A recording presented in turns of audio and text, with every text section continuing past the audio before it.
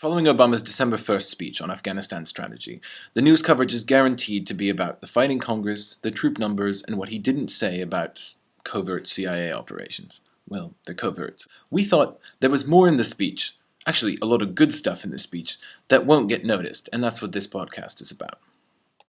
One of the remarkable things about this speech is the emphasis on history, though at times it might seem a bit sophomoric. Yes, we remember 9/11, thanks.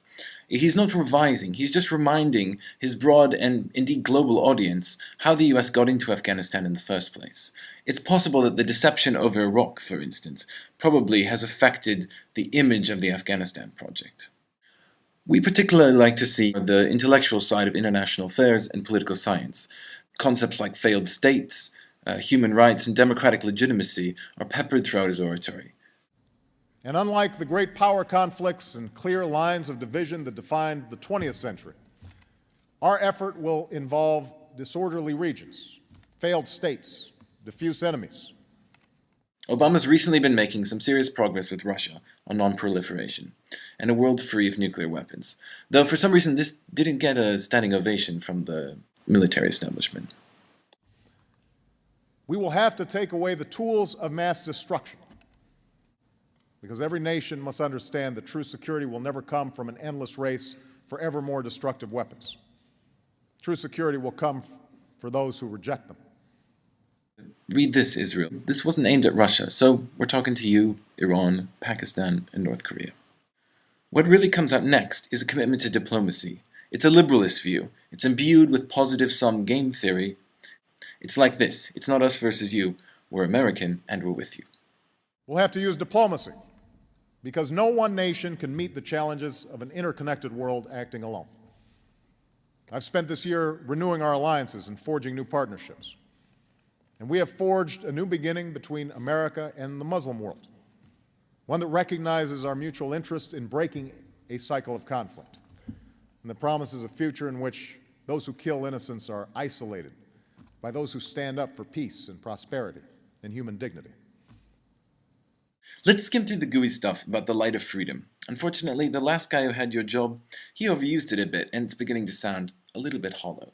But the next part is what really caught our ear. It goes back to the Bretton Woods institutions, the United Nations, and the role that America played in the Marshall Plan to rebuild Europe.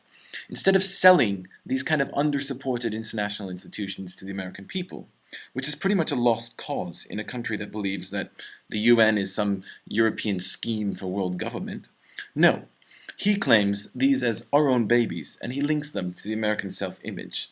I think this was very clever.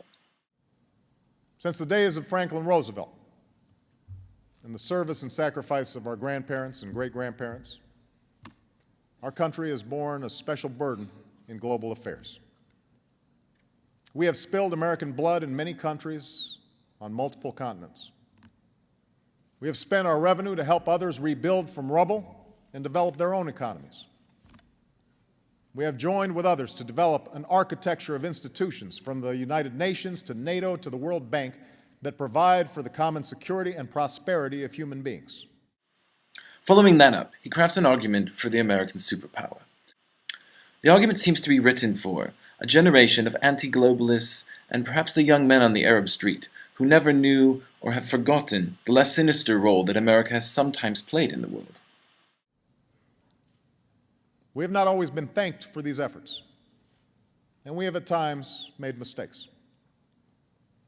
But more than any other nation, the United States of America has underwritten global security for over 6 decades, a time that, for all its problems, has seen walls come down and markets open and billions lifted from poverty, unparalleled scientific progress, and advancing frontiers of human liberty. For unlike the great powers of old, we have not sought world domination. Our union was founded in resistance to oppression. We do not seek to occupy other nations. We will not claim another nation's resources or target other peoples because their faith or ethnicity is different from ours. What we have fought for, what we continue to fight for, is a better future for our children and grandchildren, and we believe that their lives will be better if others peoples children and grandchildren can live in freedom and access opportunity.